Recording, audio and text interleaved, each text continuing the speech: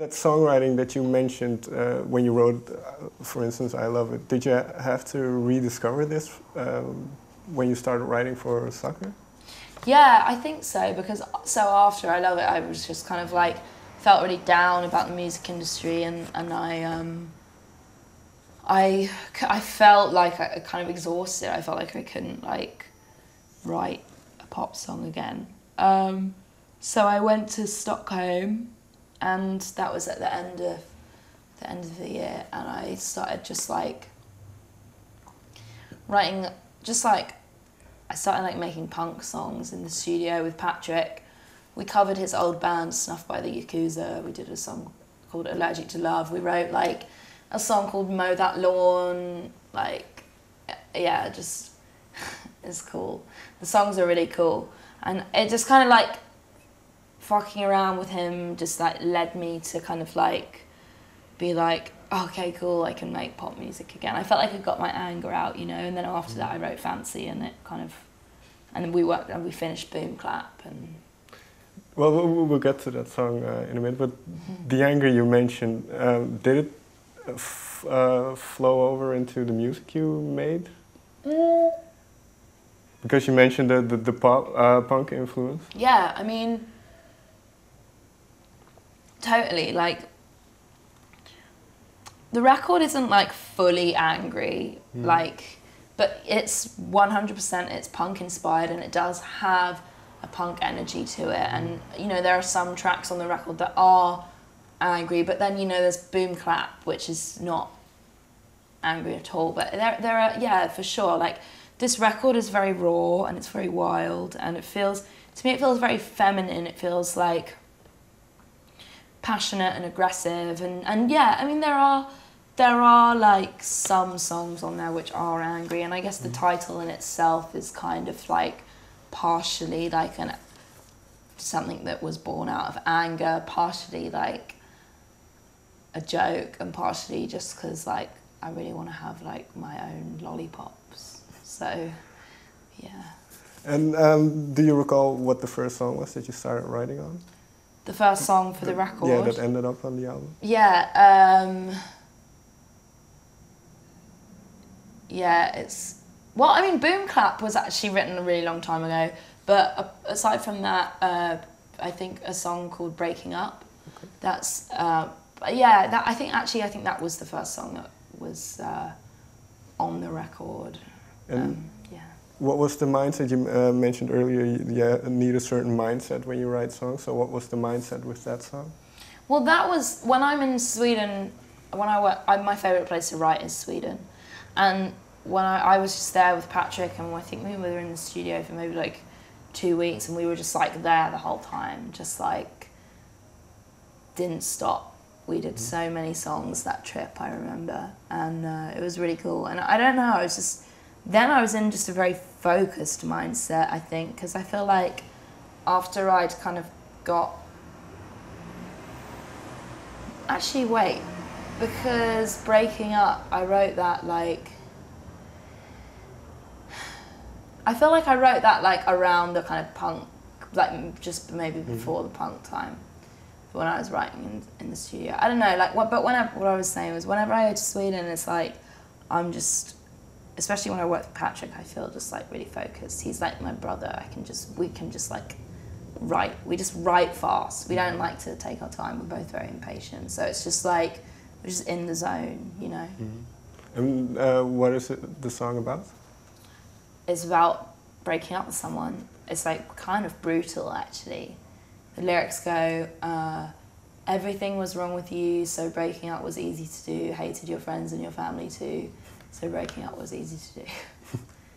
Yeah, it's kind of intense. And these kind of songs, I assume that they're at least partly based on your life. Yeah, totally. I mean, I have an ex-boyfriend, but he's like really cool, and like his family are really cool, and like that was kind of just like partially of reference to the Violent Femmes, and partially just like it was just kind of cool.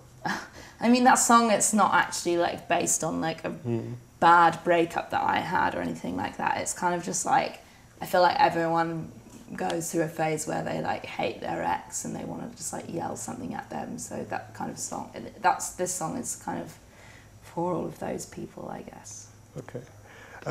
Well, Boom Clap, you mentioned this was a song you wrote a while ago as well. Yeah. Was it written specifically with the movie in mind? No, I'd actually hadn't read the book or like seen the movie until they told me it was going to be on the soundtrack. Because we started writing that song maybe like a year and a half ago, and then it ended up on the soundtrack, and then I read the book and I watched the movie, and I thought it was really sad, and I'm really happy to be involved in it. I think it's like a good kids book. And so this song, because it's how do you get into contact with the movie studio, or how do they? They heard the song. I think my record label was doing the soundtrack, so they heard the song and they liked it, and they were just like, "I'm gonna put it in." I was like, "Okay, cool." Like, I did my research and I found out it was cool, and then it happened. It's very simple. Oh, okay, so it's not.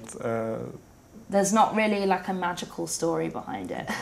Well, because I remember from the previous time we talked, you also have a very visual approach to your music. So it wasn't that you had a certain cinematic thing in mind. No, I mean, no. Look, because like I said, this song was already written, and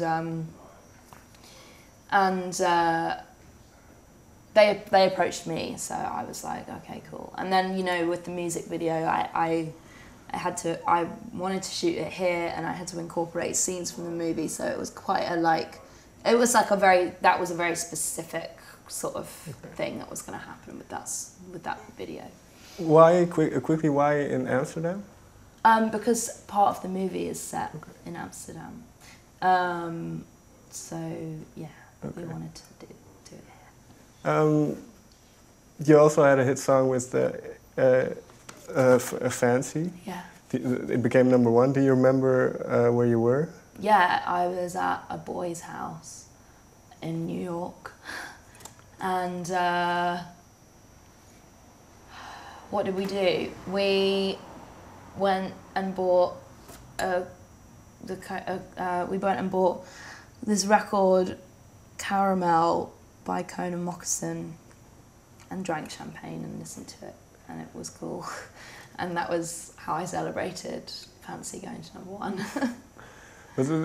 It's because I read this somewhere, so I don't know how you think about it, but that you've been accepted. Well, accepted is not the right word, but people in America have taken to you maybe a bit more than people in the UK. So is this something that is on your mind as well? Something that? Not really. I mean.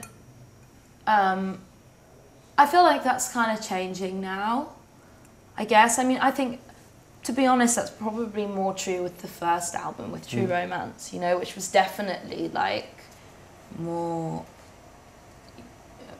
US based. I toured a lot there, and there is just more of a blog culture there, which is where I kind of lived as an artist for like the first 4 years of my career. So I think that's why it kind of happened there a bit more. But I'm doing like my first show, like proper show, in the UK in October, and I'm so excited. It's going to be at this place called Heaven, which is really cool. Okay. Finally, because my time is up, I remember, if I remember correctly, you saw True Romance as a lot of purple colors. What color is Sucker? This is red and pink, I think. Red and pink. It's like powerful. It's powerful pussy pop.